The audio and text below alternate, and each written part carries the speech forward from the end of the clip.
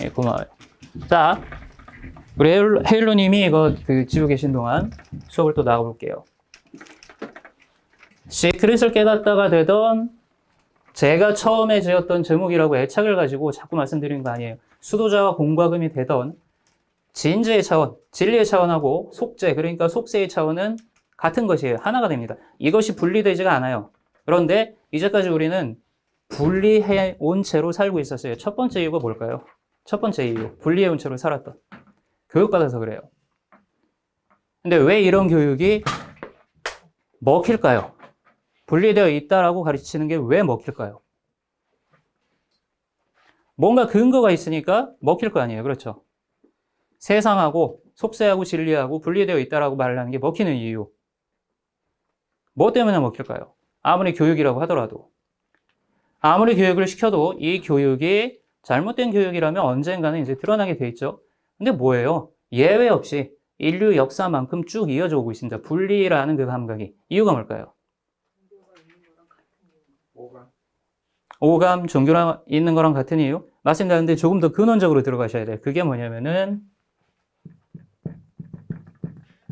이원성이라는 근원적인 분리감 때문에 그렇습니다.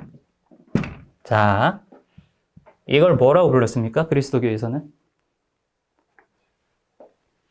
원죄예요. 맞습니다. 불교에서는 뭐라고 불렀을까요? 불교. 네? 12연기의 그걸 일으키는 놈 있잖아요. 12연기를 일으키는 놈. 자, 이게 근본 무명이에요. 무명이면서 얘가 동시에 뭡니까?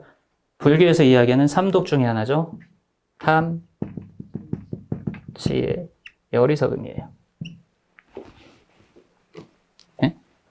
자, 아무리 교육을 통해 가지고 나와 너를 구분을 하고 속세와 진리의 차원을 구분을 하고 시크릿과 깨달음을 구분을 하고 구분을 하는 교육을 아무리 시킨다 그래도 그것이 먹힐 만한 타당한 이유가 없으면 먹힐 수가 없어요. 그런데 먹힌단 말입니다. 그 이유가 뭐냐? 이 인간의식은 근본적으로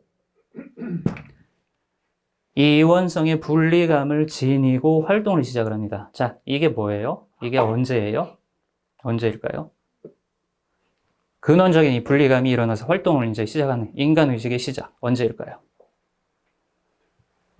보통 이제 100일이에요. 생후.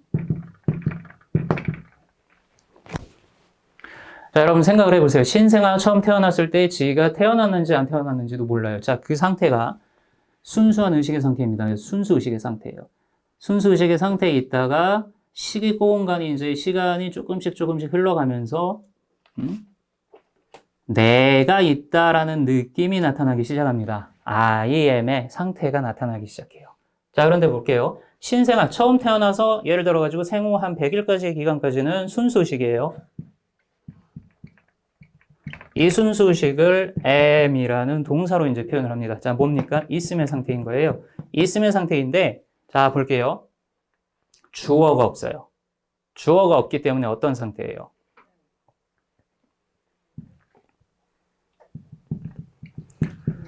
없음에 가까워요. 있음이란 건 알미죠? 알미인데 주어가 없기 때문에 뭐에 가까워요?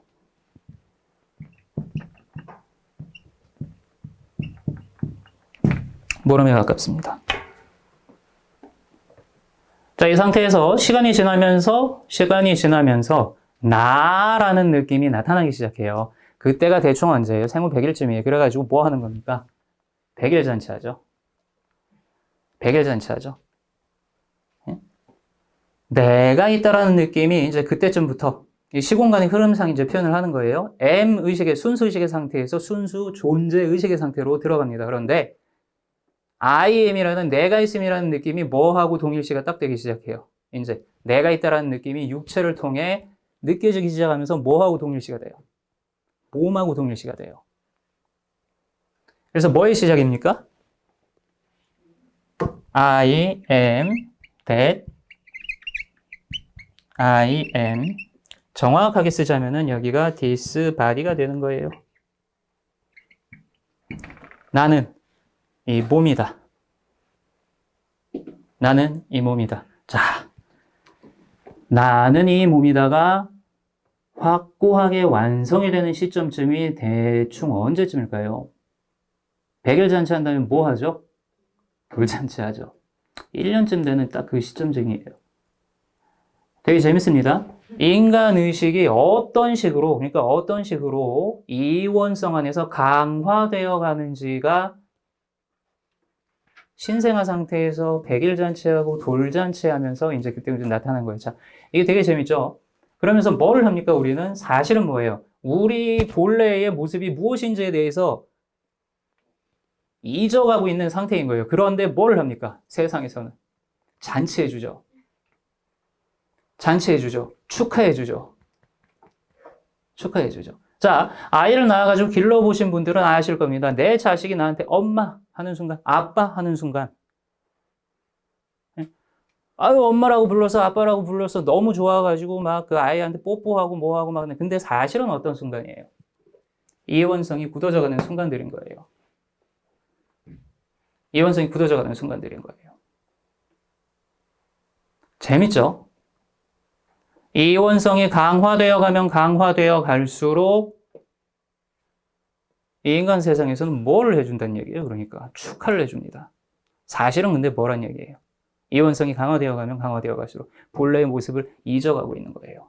수행이라는 것은 본래의 모습에 대한 기억을 되찾는 것과 같습니다. 깨달음이라는 어떤 목표에 도달하고자 하는 게 아니에요. 왜? 도달할 수가 없습니다. 아까도 누누이 말씀드렸죠. 도달하고자 하는 그 나 자체가 허수이기 때문에 그래요. 헛개비이기 때문에. 그리고 이 헛개비가 바라보는 세상이 뭐겠습니까? 헛개비에 의해서 보여진 세상이 뭐예요? 예를 들어서 우리가 꿈을 꿉니다. 여러분은 꿈을 꾸셨어요, 밤에. 꿈에서 내가 나타났어요. 나타나가지고 꿈에서 세상을 바라봅니다. 체험을 막 해요.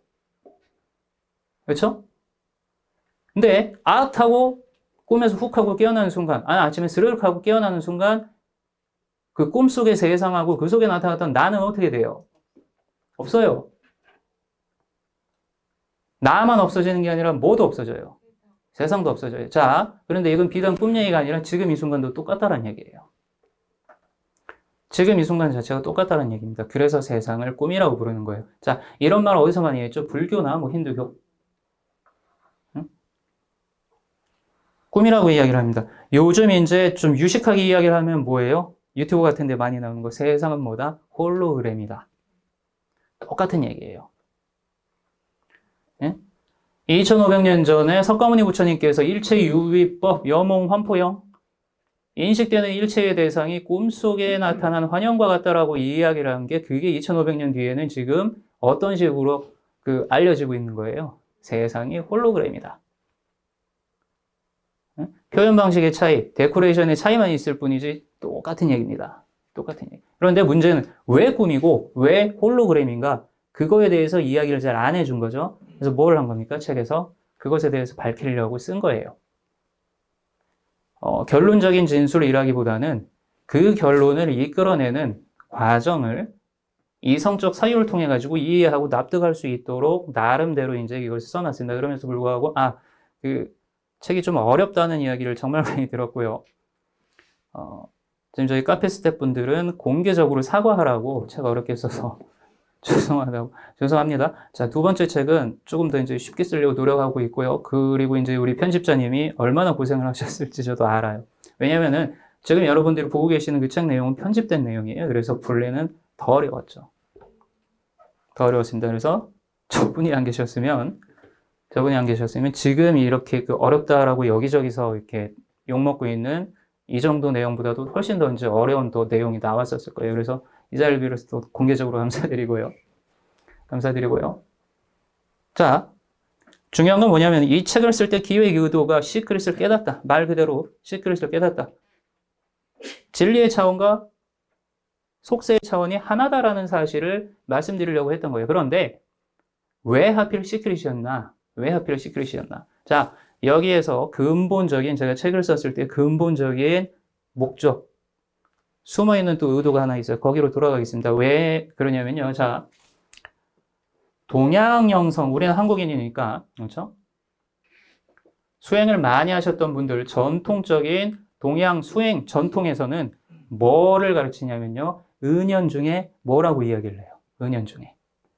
속세에 대해서. 물론 존재의 실상, 그러니까 세상이 환영이다라는 사실을 말을 해주기 위해서 가르침들이 그렇게 조금 그렇게 일방향으로 흘러간 그게 있지만 우리가 이제 부정할 수 없는 하나의 사실이 있어요. 그게 뭐냐면은 동양적인 수행 체계에서는 뭐를 갖다가 멀리해요. 속세를 멀리해요. 속세의 가치와 속세의 의미를 갖다가 사실은 조금 멀리해요. 물론 완벽하게 깨닫고 나면은 그 두 가지는 동일한 것입니다. 그러나 대부분의 경우에 은연중에 어떻게 해요? 동양 영성 수행하신 분들은 부를 추구를 하고 뭐 이 육신의 건강을 추구를 하고 육신의 안녕을 추구를 하고 인간관계 추구를 하고 예쁜 여자 얻고 싶다거나 멋진 남자 만나고 싶다거나 시집 잘 가서 잘 살고 싶다거나 아니면은 죽어라 일하지 않고도 조금 뭐 편하게 살고 싶다거나 막 이런 부분들을 어떻게 취급해요? 은연중에 아니면 대놓고. 심지어는 죄악시역이에요. 하찮게 생각합니다. 그런데 이게 수행하시는 분들이 모르는 게 있어요. 그 하찮게 생각해버리는 순간 어디로 떨어진 거예요, 그게? 이분법으로 떨어진 거예요. 이분법에 대해서 이제 살펴볼 겁니다. 진정 진리하고 속세가 같은 것이라면은 속세를 즐겁고 기쁘게 자유롭게 추구하는 것마저도 뭐의 표현이라는 얘기예요? 진리의 표현이에요. 진리의 표현이에요. 그런데 수행 오래 하신 분들이 대부분 뭐 하고 있어요? 말 그대로 밀어내는 걸 떠나가지고 진짜 발로 차고 있습니다, 진짜. 그래서 동양 영성 전통에서는 뭐가 약해요, 여러분? 뭐에 관련된 부분이 약해요? 시크릿이 뭡니까?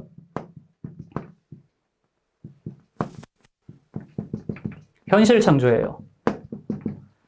현실 창조에 관련되어 있는 부분이 되게 약해요. 불교 공부 오래 해보신 분 계세요, 혹시? 불교 수행? 도교. 기공이라든지 뭐 에너지 명상. 아니면 뭐 베단타 아드바이타, 힌두교, 뭐 마하리시, 마하라지 뭐 이런 부분들 있죠. 하나같이 뭐예요? 하나같이 뭐만 강조하는 것처럼 느껴져요? 깨달음. 고창한 어떤 정신세계를 고상하고 거창한 정신세계만을 추구하는 쪽으로 포인트가 맞춰져 있습니다.